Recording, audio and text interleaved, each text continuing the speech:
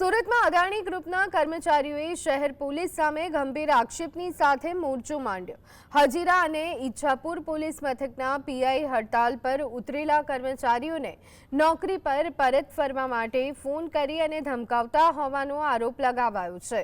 પગાર વધારા સહિતની માંગણીઓ સાથે આશરે 80 જેટલા ક્રેન ઓપરેટરો હાલ હડતાળ પર છે, જેના કારણે અદાણી ગ્રુપના વેપાર પર અસર પડી છે।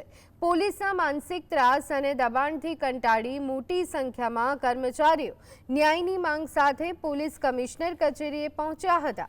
કર્મચારીઓનો આક્ષેપ છે કે પોલીસ તંત્ર તેમની વ્યાજબી લડતને કચડી નાખવા માટે દમનકારી નીતિ તે અપનાવી રહ્યું છે। અમારી છેલ્લી 6 મહિનાથી અમારી સાત માંગો હતી કે ભાઈ અમારે 3 ઓફ જોઈએ છે, 2 બેઝિક જોઈએ છે, એ દિવાળી બોનસ જોઈએ છે, પછી સેલેરી ઇન્ક્રીઝ જોઈએ છે, ઇન્સેન્ટિવ કન્ટેનર ઇન્સેન્ટિવ એ વસ્તુ પણ માંગ કરીએ છીએ। એ વસ્તુ અમને મળતી નથી।